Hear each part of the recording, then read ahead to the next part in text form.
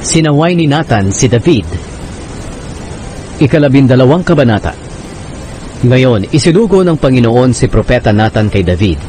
Pagdating niya kay David, sinabi niya, may 2 taong nakatira sa isang bayan. Ang isa'y mayaman at ang isa'y mahirap. Ang mayaman ay maraming tupa at baka. Pero ang mahirap ay isa lang ang tupa na binili pa niya. Inalagaan niya ito at lumaking kasabay ng mga anak niya. Pinapakain niya ito ng pagkain niya at pinapainom sa baso niya. At kinakarga-karga pa niya ito. Itinuturing niya itong parang anak niyang babae. Minsan may dumating na bisita sa bahay ng mayaman. Pero ayaw niyang katayin ng baka o tupa niya para ipakain sa bisita niya. Kaya kinuha niya ang tupa ng mahirap at ito ang inihanda niya para sa bisita niya.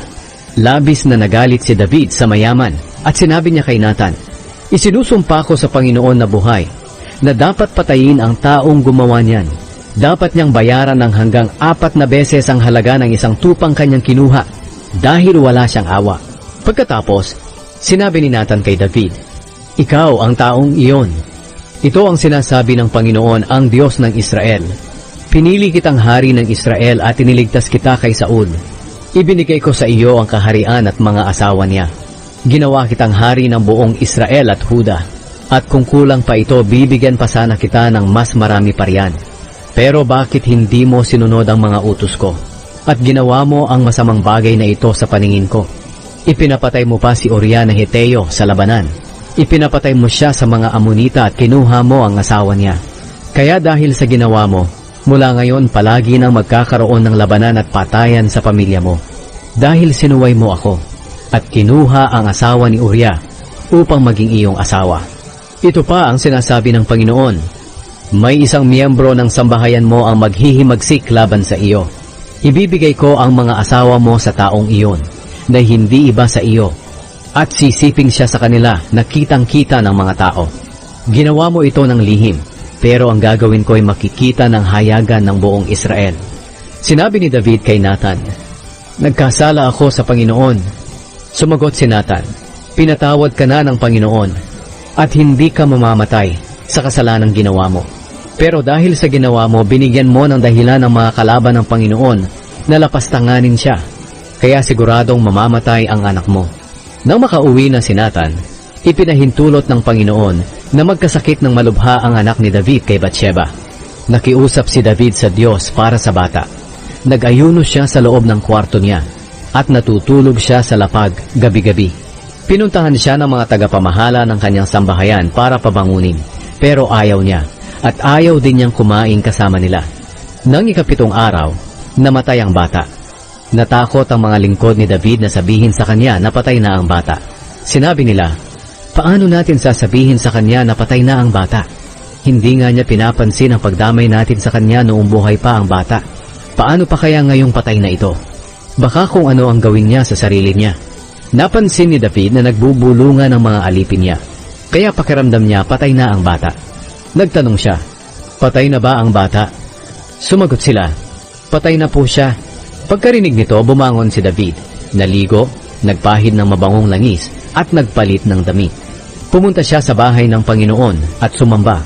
Pagkatapos umuwi siya, nagpahain at kumain. Sinabi ng mga lingkod niya, hindi po namin kayo maintindihan. Noong buhay pa ang bata, nag-aayuno po kayo at umiiyak. Pero ngayong patay na ang bata, bumangon kayo at kumain.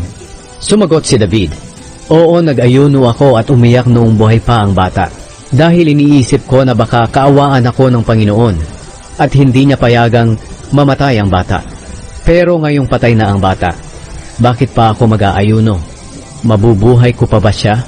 Darating ang panahon na makakapunta ako sa kinaroroonan niya, pero hindi na siya makakabalik sa akin. Dinamayan ni David ang asawa niyang si Bathsheba at nagsiping sila. Nabuntis si Bathsheba at nanganak ng isang lalaki at pinangalanan nila siyang Solomon. Minahal ng Panginoon ang bata at nagpadala siya ng mensahe kay Propeta Nathan na pangalanang Jedidiah ang bata dahil mahal siya ng Panginoon. Sinakop ni David ang Raba. Sa kabilang dako, sumalakay sina Joab sa Raba, ang kabisera ng Amon, at malapit na nila itong masakop. Nagsugo si Joab ng mga mensahero kay David para sabihin, Sinalakay po namin ang Raba at nasakop na namin ang imbakan nila ng tubig. Ngayon tipunin niyo po ang mga natitirang sundalo at tapusin na ninyo ang pagsakop sa lungsod, para kayo ang maparangalan at hindi ako. Kaya tinipon ni David ang natitirang sundalo at sinalakay nila ang Raba, at nasakop nila ito. Kinuha ni David sa ulo ng hari ng mga Amonita ang gintong korona at ipinutong ito sa kanyang ulo. Ang bigat ng korona ay 35 kilo at may mga mamahaling bato. Marami pang bagay ang nasamsam ni David sa lungsod na iyon. Ginawa niyang alipin ang mga naninirahan doon at sapilitan silang pinagtrabaho gamit ang lagare, piko at palakol, at pinagawa rin sila ng mga tisa. Ito ang ginawa ni David sa mga naninirahan sa lahat ng bayan ng mga Amonita. Pagkatapos, umuwi si David at ang lahat ng sundalo niya sa Jerusalem.